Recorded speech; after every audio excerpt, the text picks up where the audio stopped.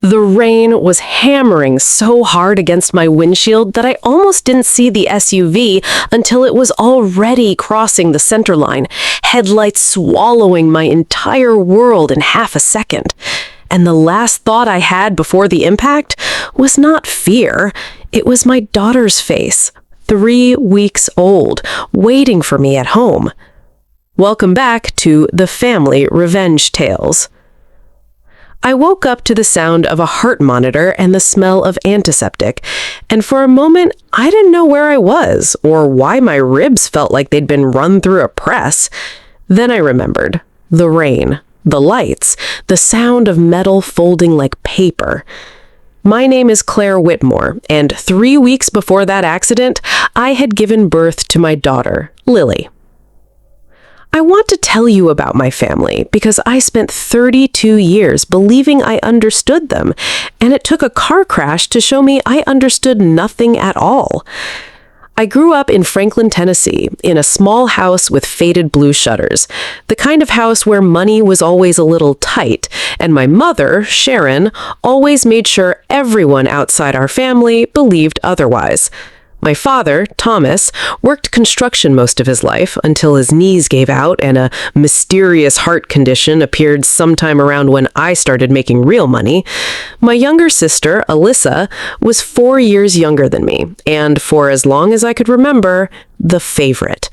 It wasn't subtle, it never had been. I was the responsible one, the one who fixed things, the one who didn't need attention because I could take care of myself. Alyssa was the one who needed protecting, encouraging, celebrating.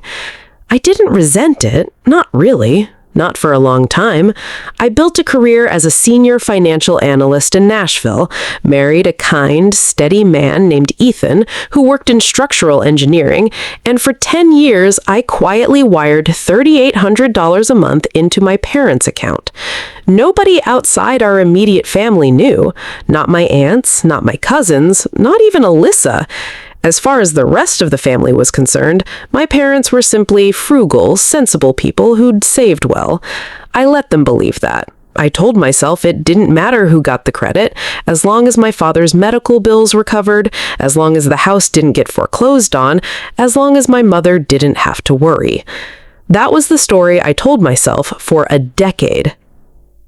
Lying in that hospital bed with a fractured rib and a concussion, all I wanted was one night, one single night where someone else held my daughter so I could sleep, so Ethan could sleep, so we could both stop running on fumes and fear. I called my mother from the hospital phone because my cell had shattered in the crash. "Mom," I said, my voice cracking, "I need help, just tonight. Ethan can't do the overnight feeds alone and take care of me too. Can you come stay with Lily?" There was a pause, then the sound of tissue paper or maybe a garment bag being zipped. "Oh, honey, I wish I could, but tonight is the Ashford Gala. You know how important this is for your father's foundation connections. Can't Ethan's mother help?" Ethan's mother lived 4 states away. I knew that. My mother knew that. "Mom, I was in a car accident. I have a fractured rib. I can barely hold Lily myself right now." "I'm sure you'll manage, sweetheart. You always do." She hung up before I could answer, and I lay there in that hospital bed, staring at the ceiling tiles, feeling something inside me go very quiet and very still. Not angry. Not yet. Just quiet, the way the sky goes quiet right before a storm decides which direction it's going to move.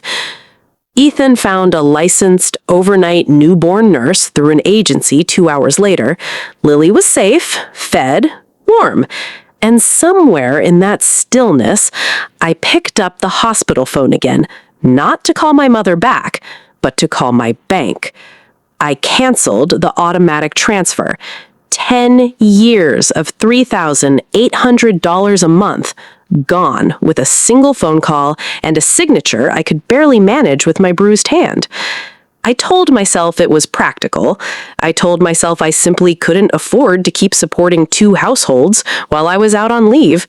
But if I'm honest with you, watching that string of the story end and thinking of my own daughter for the very first time before anyone else's comfort felt like exhaling after holding my breath for 10 years. I didn't expect what came next.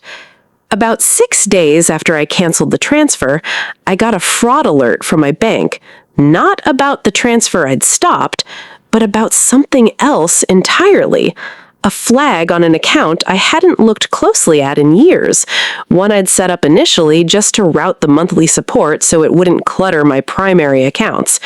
There were withdrawals I didn't recognize, patterns I couldn't explain. I assumed at first it was some kind of banking error or maybe identity theft. So I called a colleague of mine, a forensic accountant named Priya, who I'd worked with on corporate audits for years. I told her I just wanted a second set of eyes, nothing formal, no charges, just help me understand what I was looking at. It took her 4 days to pull the full history. "Claire," she said, sitting across from me in my kitchen, sliding a folder toward me like she was diffusing something. "I need you to look at this and tell me if any of it makes sense to you." It didn't. There were casino withdrawals in Tunica, repeated, sometimes twice a month. There were charges from a cosmetic surgery center in Nashville. There were payments to a luxury handbag boutique, vacation charges, a resort in Cancun, a week in Aspen, and there, threaded through almost every month for the past 3 years, transfers to a business account under the name Alyssa Whitmore Media. My hands were shaking by the time I got to the last page. "Your sister has an influencer business," Priya said gently. 52,000 followers. Sponsored content, wellness products. It looks like it's been running for a while. "I didn't know that," I said, and I meant it in more ways than one. I want to be clear about something. I wasn't angry that my sister had a business. I wasn't angry she wanted a life for herself. What broke something in my chest was realizing that the money I had sent every month for 10 years, believing it was keeping my father alive and my parents' house standing, had instead financed casino trips, cosmetic procedures, luxury vacations, and my sister's brand deals. My father's heart condition, the one that had justified years of my sacrifice, barely showed up in any medical billing at all. A few basic checkups, nothing that cost anywhere close to what I'd been sending. 10 years. I did the math sitting at my kitchen table with Lily asleep against my chest, and it came to just over $450,000. I didn't call my mother screaming. I didn't drive to their house and demand answers. Something in me, maybe it was becoming a mother myself, maybe it was simply exhaustion, made me choose a different path. I decided I would gather everything, quietly, completely, before I said a single word. Word got around faster than I expected, though. Within 2 weeks, I started getting calls from relatives I hadn't spoken to in months. "Claire, honey, is everything all right between you and your mother? She says you just stopped helping them out of nowhere, right when your father needs her most. Claire, I heard you cut your parents off after the accident. That doesn't sound like you." I didn't argue. I didn't explain. I just said, "There's more to it than that," and let it go, even when it hurt. Even when I could hear the disappointment in their voices, the assumption that I was the one who'd done something wrong. It was Walter, my grandfather, who came to see me first with the truth. Walter was 81, still sharp as a blade, still drove his own truck, and had been quiet in family matters since my grandmother, Eleanor, passed away 3 years earlier. He showed up at my house on a Tuesday afternoon, unannounced, holding a worn leather folder under one arm. "Claire," he said, sitting down at my kitchen table, refusing coffee, refusing small talk, "your grandmother knew." "Knew what, Grandpa?" "About the money, about Sharon and Thomas, about Alyssa." He set the folder down but didn't open it yet. Eleanor found out almost 4 years before she died. She never told you because she didn't want to break your heart while she was still figuring out how to fix it. I felt my throat tighten. Fix it how? She hired an attorney. Quietly. She documented everything she could find. Bank statements, receipts, even a few conversations she wrote down after the fact. And then she did something about the things that actually mattered. The cabin in the Smoky Mountains, the investment accounts, the family farmland outside of Franklin. He finally opened the folder. She put it all in an irrevocable trust before she died. Structured so it couldn't be touched, sold, or borrowed against by anyone trying to manipulate their way into it. And she added something else, near the end. He looked up at me. A college trust for Lily. Eleanor didn't know your daughter's name yet, but she knew you'd have a child someday who deserved something clean, something that couldn't be poisoned by what she saw happening in this family. I sat there holding my grandmother's handwriting, worn and careful, wondering how long she'd carried this alone. Why didn't she tell me? Walter's eyes were wet, but his voice stayed steady. Because she knew you'd already carried enough. She wanted to protect you from the truth for as long as she could, and protect what mattered most once she couldn't protect you from it anymore. I sat with that for a long time. And then Walter told me something else. Sharon was planning a family barbecue, a celebration, she called it, though Walter suspected, correctly, that it was going to be an ambush disguised as a party, a way to gather the whole family and pressure me, publicly, into restoring the payments before anyone asked too many questions about why I'd stopped. "Are you going?" Walter asked. "Yes," I said, but not with excuses, with the truth. The barbecue was held on a bright Saturday afternoon in my parents' backyard. String lights already hung even though it wasn't evening yet. A table full of food that probably cost more than my mother would admit to. Aunts, uncles, cousins, all smiling, all a little too aware of the tension underneath the smiles. Alyssa arrived in a designer outfit, filming a few seconds of the gathering for her page before slipping her phone away. Sharon pulled me aside within the first 20 minutes. "Claire, honey, I think it's time we talked about getting things back to normal. Your father's been under so much stress." "I know exactly how much stress everyone's been under, Mom. I have the records to prove it." She blinked. "Records?" I nodded toward Ethan, who was setting up a small television and laptop near the patio, something I'd asked him to bring under the guise of photos from Lily's first weeks. Walter stood near the back door, folder in hand, watching quietly. "I think everyone should see something," I said, loud enough for the yard to hear, but calm, so calm it surprised even me. I connected the laptop and 10 years of transfers filled the screen. Every payment, every date, every amount. Then, beside it, the casino withdrawals, the cosmetic procedures, the vacations, and finally, the payments into Alyssa Whitmore Media. The yard went silent in that particular way that only real shock can create. "Claire, what is this?" my mother said, her voice thin. "This is 10 years of my paychecks," I said. "Money I sent every single month because I believed Dad's medical bills required it. Money I sent because I believed I was the only thing standing between this family and losing everything." I looked at Alyssa, who had gone pale, staring at the screen like she didn't recognize her own bank account. "I didn't know it was you," Alyssa whispered. "Mom told Dad's disability payout covered everything. She said the extra was just family money." "There is no family money," I said gently. "There's my money." My father, who had been quiet the entire time, finally spoke, his voice low. "I knew," he said. "I didn't ask questions I should have asked. I let your mother handle things because it was easier than facing what I suspected." Sharon's face had gone from confusion to something colder, more defensive.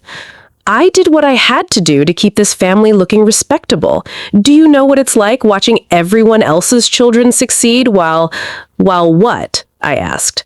while your older daughter carried this entire family for a decade without asking for one night of help with her newborn after a car accident. Nobody spoke. That was when Walter stepped forward. "There's something else," he said, opening the folder. "Eleanor knew. She knew years before she passed, and she made sure that no matter what happened in this family, some things could never be touched." He explained the trust, the cabin, the farmland, the accounts, Lily's college fund, all of it protected under legal structures Eleanor had built quietly, patiently, out of love for a family she saw slipping. I watched something shift in the yard that day. Not an explosion, not shouting, though there was some of that too, quieter arguments breaking out in corners between aunts and uncles who finally understood where the money had truly come from. Alyssa didn't defend herself. She sat on the porch steps, quiet, staring at her phone, at the business she'd built on money she never knew was mine. I didn't gloat. I didn't feel triumphant. Mostly, I felt tired and a little bit like I was grieving something. Not my parents exactly, but the version of my family I'd believed in for so long. In the weeks that followed, things didn't resolve into a neat, tidy piece overnight. Alyssa reached out first, awkwardly, asking if we could talk without cameras, without anyone else in the room. She apologized. Not perfectly, but honestly, and told me she was going to start covering her own expenses, restructuring her business, taking accountability instead of hiding behind our mother's explanations. My father called me one evening, his voice heavy with something that sounded like shame, and told me he was sorry for staying silent for so long. My mother didn't apologize. Not really. Some people, I've learned, protect their pride even when the truth is standing right in front of them. I made peace with that, slowly, the way you make peace with weather you can't control. I didn't restore the payments. I didn't cut her out of my life completely either. I simply built a boundary, clear and steady, and I let her decide what she wanted to do on the other side of it. Walter became something different to me after that. Not just my grandfather, but the person who taught me, more than anyone, what quiet integrity actually looks like. We started visiting the cabin in the Smoky Mountains together, Ethan, Lily, and me, and slowly it became less a symbol of Eleanor's secret protection and more a place of genuine warmth, laughter, mornings with coffee on the porch while Lily learned to crawl across worn wooden floors. I think about my grandmother often now, about the quiet strength it must have taken to see the truth and protect what mattered most, without ever making herself the center of the story. I think about the $450,000 I gave without asking questions, and I don't regret it the way you might expect. I regret the silence around it. I regret believing that love had to look like endless, invisible sacrifice. I didn't seek revenge that day in the backyard. I sought the truth, and I let it do the work I never could have done through anger alone. If you're watching this and you recognize a piece of your own family in Claire's story, I want you to know something important. Protecting yourself and protecting your children is not selfishness. It is not betrayal. Sometimes the most loving thing you can do for a family is to stop carrying what was never meant to be carried alone and to let the truth finally stand on its own. If this story moved you, if it reminded you of your own strength, your own quiet sacrifices, please subscribe to the Family Revenge Tales. Every subscription helps us keep telling stories about real families, real struggles, and the courage it takes to choose honesty over comfort. And remember this, the greatest inheritance you can leave the next generation isn't money. It's the courage to break unhealthy patterns and build something honest in their place. There is significant educational and emotional value woven through this story. It teaches the importance of financial transparency within families and how silence around money can quietly enable manipulation for years without anyone realizing the damage being done. It illustrates the psychological toll of favoritism, showing how one sibling's overlooked sacrifices can be normalized while another's needs are consistently prioritized, and how healing requires acknowledgement rather than avoidance. The story also demonstrates healthy boundary setting as an act of self-respect rather than cruelty, showing that love does not require endless self-sacrifice and that protecting yourself and your children can coexist with compassion for the people who hurt you. Finally, it highlights the quiet power of documentation and truth over emotional confrontation, reminding viewers that facts, patience, and calm resolve can accomplish what anger and arguments often cannot, and that breaking generational cycles of manipulation is one of the most meaningful gifts a person can give to their children's future.